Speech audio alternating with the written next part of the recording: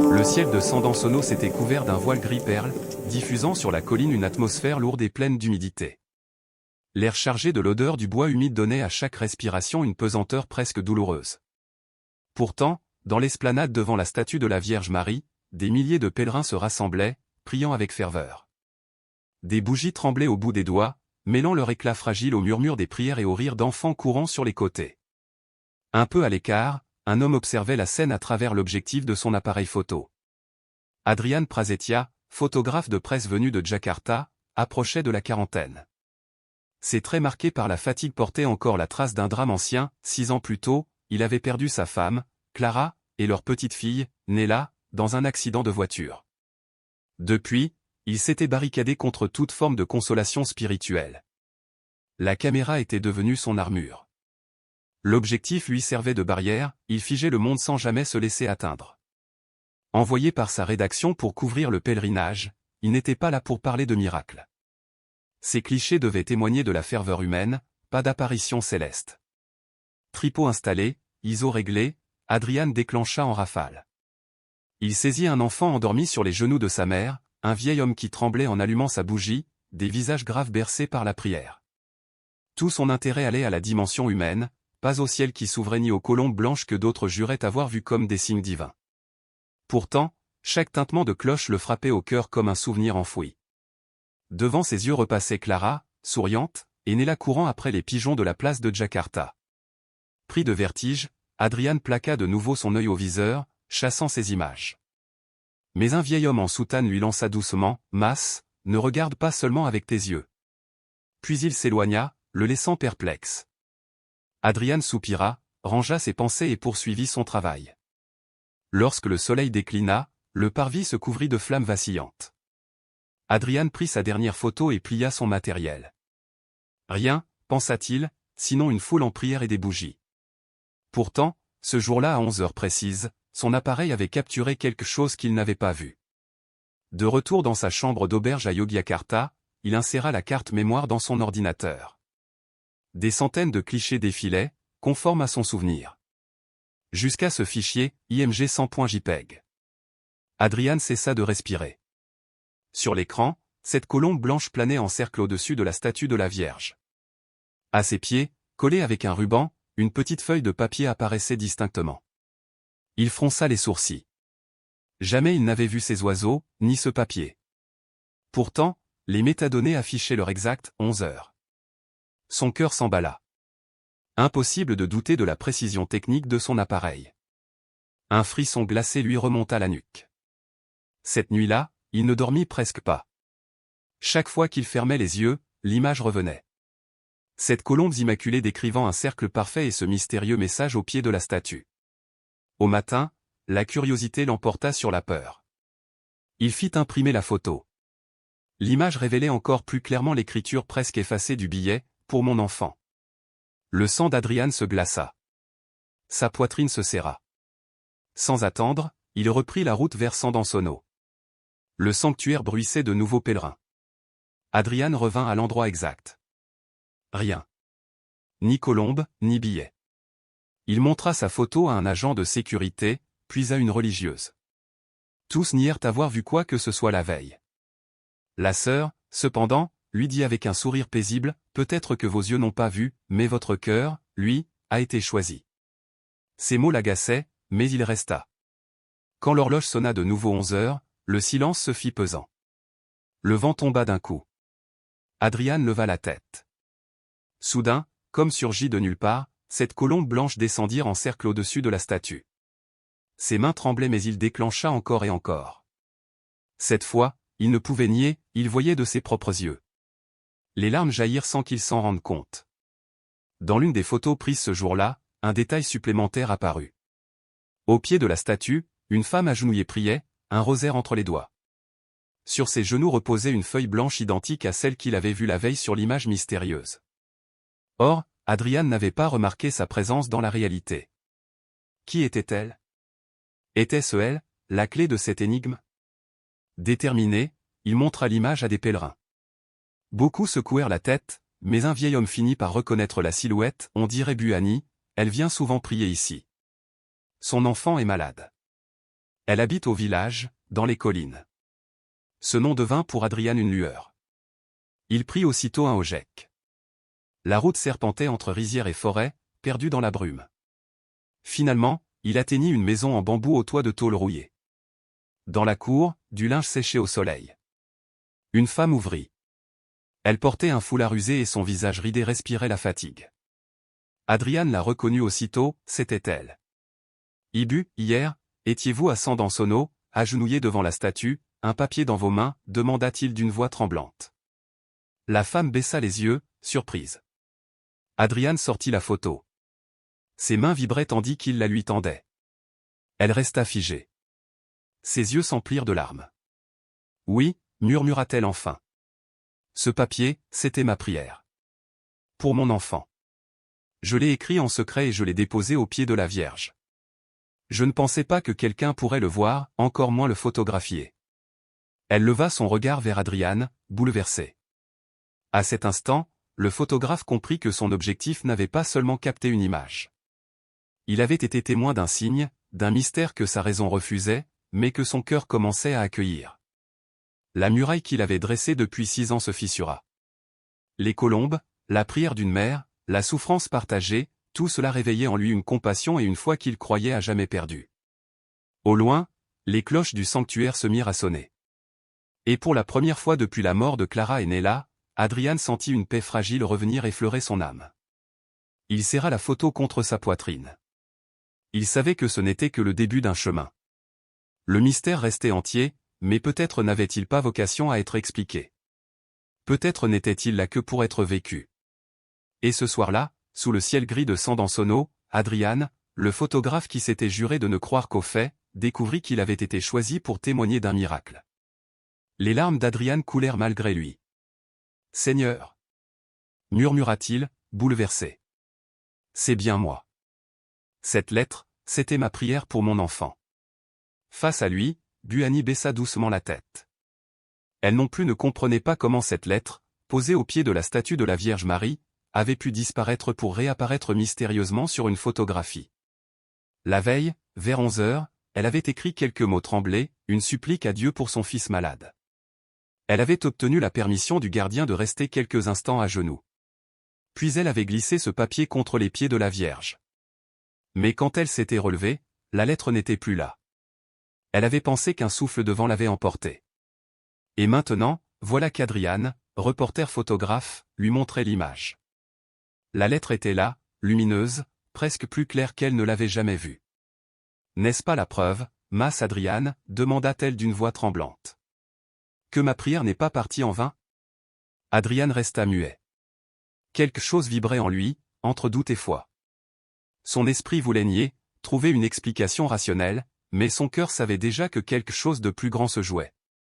Elle l'invita dans sa maison modeste, bâtie de murs en bambou tressé. À l'intérieur, un jeune garçon au corps frêle était étendu sur une natte, respirant avec peine. Ses traits creusés reflétaient une lutte longue et silencieuse. « C'est mon fils, Raka » souffla Buani. « Malade depuis des années. Les médecins disent qu'il n'y a plus d'espoir. Mais moi je crois encore que la prière peut nous tenir debout. » En voyant l'enfant, le cœur d'Adrian se serra. Son esprit fut brutalement renvoyé vers Nella, sa propre petite fille disparue trop tôt. Ses mains tremblèrent en serrant son appareil photo, comme si le métal froid pouvait contenir l'émotion qui menaçait de le submerger.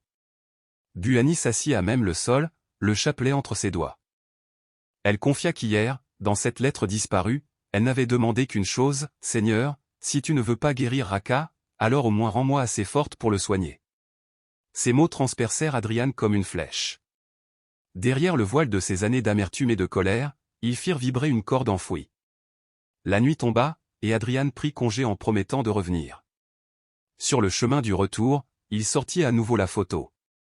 Mais cette fois, une phrase supplémentaire s'y lisait, nette comme gravée par une main invisible, « Pour mon enfant, n'aie pas peur. Je suis avec toi. » Il en eut le souffle coupé. Il était sûr que cette phrase n'y figurait pas auparavant. L'air nocturne, chargé d'humidité et de terre, le fit frissonner. Ce n'était pas le froid, c'était la certitude qu'il venait de franchir un seuil. Le lendemain matin, il reprit la route étroite qui serpentait jusqu'au hameau de Buani. Les champs en terrasse dormaient sous une brume épaisse. À son arrivée, il vit la femme suspendre du linge usé, des vêtements d'enfant aux couleurs fanées. Lorsqu'elle le remarqua, ses yeux brillèrent d'étonnement et de soulagement. « Mas Adrian, je ne pensais pas que vous reviendriez si vite. Je l'avais promis. Et je veux comprendre davantage cette lettre, vos prières. » Elle l'accueillit, et il retrouva Raka, encore couché, mais cette fois éveillé. Le garçon ouvrit ses yeux brillants d'une curiosité fragile. « Raka, voici Om Adrian, dit doucement sa mère. » Adrian s'agenouilla près de lui, esquissant un sourire maladroit.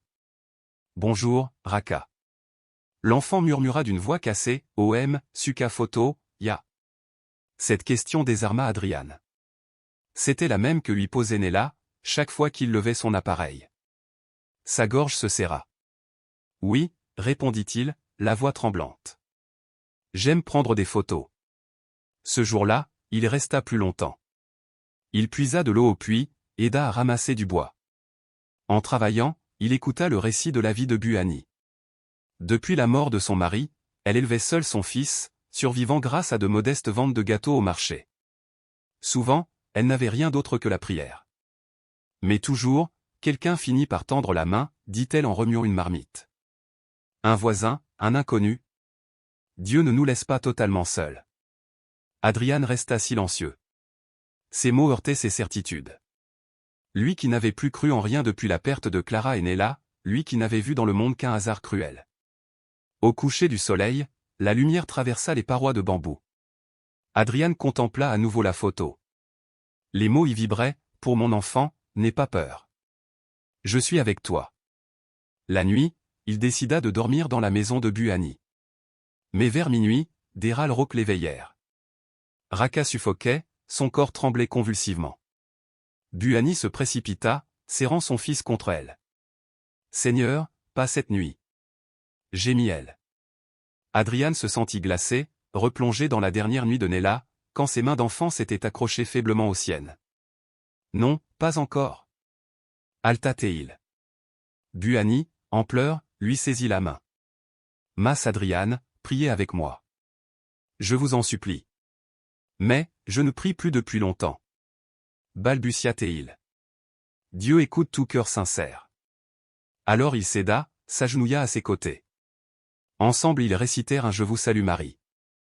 Chaque mot était lourd, étranger, mais quelque chose en lui se brisait, se libérait. Des larmes jaillirent. Il crut voir Clara et Nella, non plus dans la souffrance, mais souriantes dans une paix lumineuse. Et le miracle arriva, la respiration de Raka se calma, ses tremblements cessèrent. Il s'endormit paisiblement. Buani éclata en sanglots de gratitude. Adrian, épuisé, tenait encore le chapelet qu'elle lui avait glissé entre les doigts. Il sut qu'une porte, longtemps verrouillée, venait de s'ouvrir dans son âme. À l'aube, il contempla les rizières noyées de brume en buvant le thé chaud qu'on lui offrait.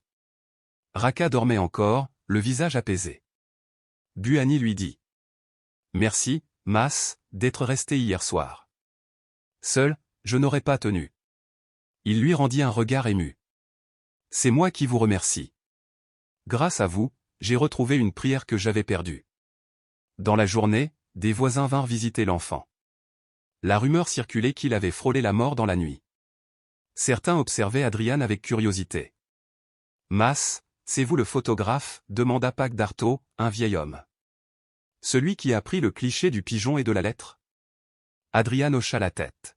« Alors c'est vrai ? Certains disent que c'est un miracle, d'autres que c'est un montage. » Les mots piquèrent Adrian, mais il resta silencieux. Buani intervint vivement. « Cet homme nous a aidés. Cette photo est réelle. » Le vieillard haussa les épaules. « Réel ou non, les gens d'ici sont faciles à émouvoir. Mais ceux de la ville, ils rient de tout cela. » Ces phrases frappèrent Adrian comme un coup. Le doute se resserrait. Le soir, un appel de Jakarta tomba. Son rédacteur en chef exigeait des explications. « Adrian, tu joues avec le feu. Si c'est une manipulation, c'est la fin de ta carrière. »« Ce n'est pas un montage, » protesta-t-il. « Je n'ai rien inventé. Même moi, je n'ai pas compris comment cette image s'est formée. »« Alors prouve-le » trancha la voix avant de raccrocher. Adrian resta seul, secoué par la colère et le désespoir. Mais près de lui, la voix douce de Raka brisa son tourment. OM, ne sois pas triste. Mama dit toujours, ceux qui ne croient pas, c'est leur affaire. L'important, c'est que nous sachions ce qui est vrai. Ces mots d'enfant résonnèrent en lui comme une gifle tendre. Les jours suivants, Adrian retourna au sanctuaire du Sandansono. Les pèlerins s'y pressaient, beaucoup parlant de la fameuse photo. Certains le remerciaient, d'autres l'accusaient d'escroquerie. Un jeune homme le défia, si c'est vrai, montre-nous encore le pigeon, la lettre. Pris dans une foule fébrile, Adrian ne put que répondre, je n'ai pas le pouvoir de créer cela. Tout ce que je sais, c'est que mon appareil a vu ce que mes yeux n'ont pas vu. Le soir, de retour chez Buani, il s'effondra.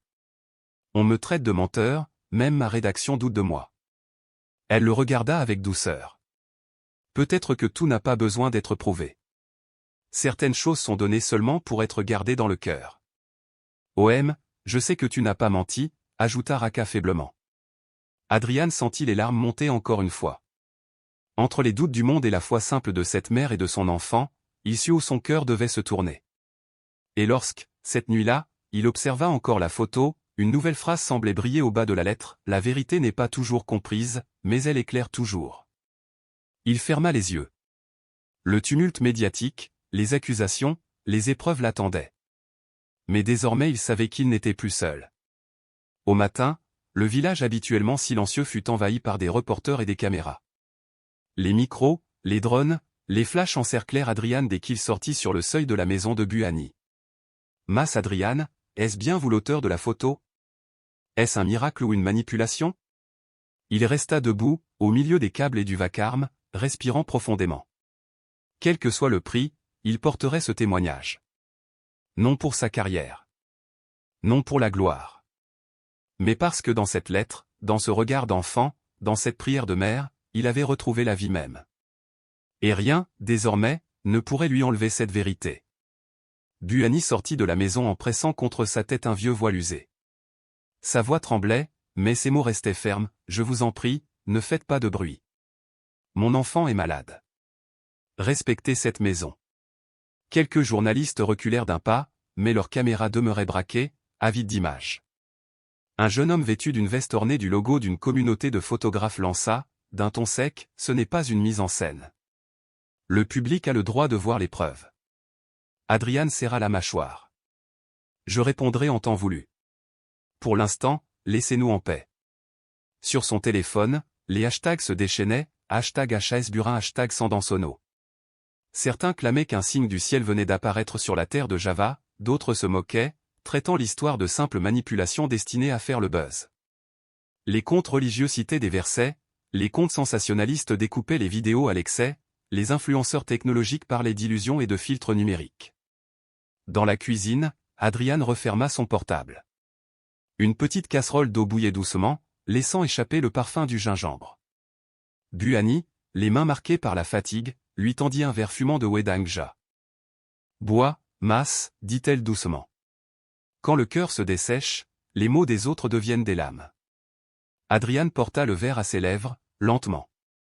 La chaleur le réconforta un instant, mais son souffle restait oppressé. Ils veulent des explications palpables, poursuivit-il. Mais moi, je n'ai que des images et une expérience. Buani répondit calmement, parfois, l'expérience parle plus fort que les preuves sur papier. Ce soir-là, un appel de Jakarta transperça le réseau faiblissant. Une voix autoritaire s'imposa, sans salutation, tu dois parler. Fais une conférence de presse. Sinon, notre rédaction sera emportée. Adrian hésita. Mais que puis-je dire? Je ne comprends pas moi-même comment ces images se sont gravées dans ma carte mémoire. Peu importe. Apporte l'appareil, les cartes, les fichiers RAW. Montre les métadonnées, les séquences. Mais ne prononce pas le mot miracle devant les caméras. Parle de faits, rien que des faits. Puis la communication se coupa. Le lendemain, l'auditorium d'une communauté à Yogyakarta débordait. Trépieds alignés, projecteurs brûlants, chaises en plastique grinçantes. Adrian, nerveux, se tenait derrière une longue table. Sa chemise blanche était trempée de sueur. Il se présenta au micro. Je m'appelle Adrian Prasetya. C'est moi qui ai découvert cette photo étrange, un groupe de colombes et une lettre déposée au pied de la statue de Sandansono. Je vais vous montrer les fichiers RAW, leurs métadonnées et leur ordre exact. Je n'ai procédé à aucune manipulation. Les flashs éclatèrent. Adrian connecta la carte mémoire à son ordinateur. Le projecteur afficha la longue liste de fichiers MG1099.cr2, MG1100.cr2, MG1101.cr2. Puis l'image apparut. Cette colombe en vol circulaire, un papier retenu par un ruban translucide.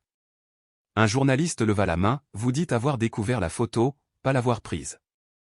Que voulez-vous dire?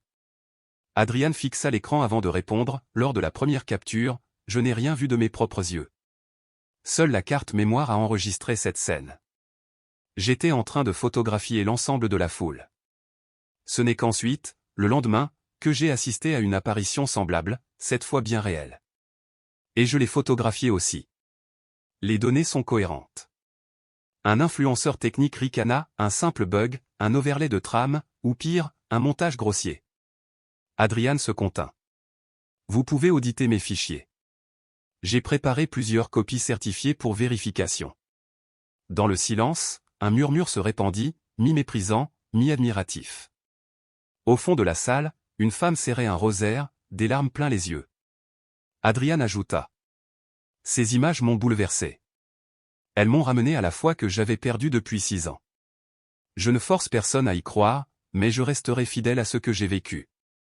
La salle vibra d'un silence lourd, avant que le tumulte ne reprenne. À la sortie, Adrian s'assit sur les marches, le regard perdu. Un homme en chemise noire s'approcha, Farrell, un influenceur sceptique suivi par des millions. Adrian, dit-il en lui tendant une carte. Demain à 11h, reviens à Sandansono. Nous filmerons en direct. Si c'est vrai, que tout le monde le voit. Si ce n'est pas le cas, tu fermeras ce chapitre et arrêteras de vendre de l'espoir aux désespérés. Ces mots transpercèrent Adrian. Il répondit doucement, je ne vends pas l'espoir. Je ne fais que témoigner. Alors témoigne encore demain. Le soir, Buani l'attendait dehors avec un sac de médicaments bon marché. Elle lui dit, si Dieu veut, il n'y a rien à craindre. Mais Dieu n'obéit pas au spectacle. Ne laisse pas ton cœur être utilisé par la scène des hommes. Adrian acquiesça. Je viendrai, non pour relever un défi, mais pour rester fidèle au chemin commencé. La nuit tomba. Dans la petite maison de bambou, la lampe à huile diffusait une lueur dorée. Raka, le fils malade, se réveilla et s'assit.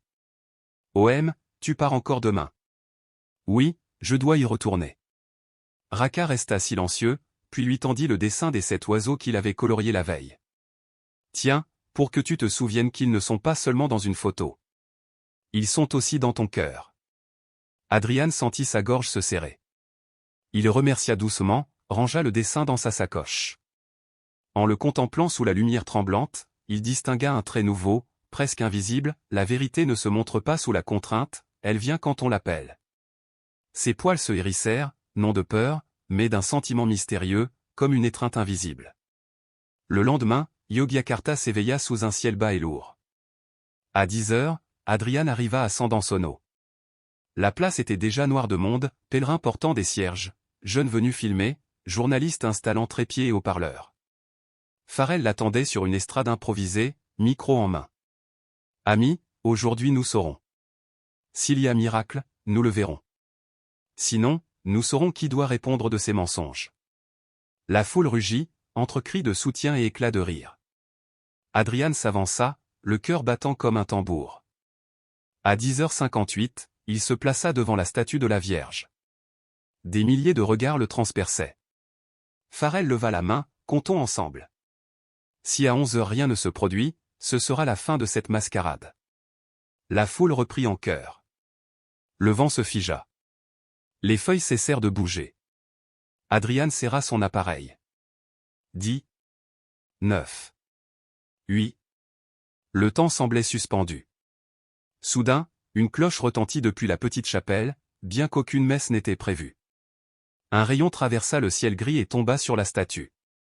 7 colombes blanches surgirent, tournoyant en cercle parfait. Un silence sacré enveloppa la foule avant qu'un cri n'éclate, miracle. Certains applaudirent, d'autres pleurèrent, d'autres encore brandirent leur téléphone pour filmer. Puis un fait plus troublant encore, un papier immaculé descendit lentement, porté par un souffle invisible, et se posa aux pieds d'Adrian. Tremblant, il le ramassa. Les lettres noires, nettes, disaient. Pour celui qui cherche avec un cœur sincère, je me montrerai.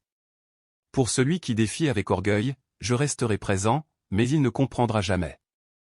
Adrian chancela, les yeux embués. À cet instant, Raka apparut dans la foule, porté par un voisin. Sa voix fragile résonna, OM. C'est la lettre de maman d'hier. Buani éclata en sanglots, la main sur la bouche. Les jambes d'Adrian se dérobèrent. Il leva la feuille vers le ciel. Je ne peux pas tout expliquer. Mais je témoigne de ce que j'ai vu et vécu, et vous l'avez vu avec moi. La foule explosa en larmes, en prières et en cris de joie. Farrell, rouge et tremblant, ne trouva pas ces mots. Les caméras capturèrent son silence. Adrian, à genoux, éleva la lettre devant la statue. Clara, Nila. Je sais que vous êtes encore là. Je sais que je ne suis plus seul. Le vent reprit sa danse, les colombes s'élevèrent haut dans le ciel, puis disparurent dans les nuages qui se refermaient. Mais pour Adrian, le ciel venait de s'ouvrir.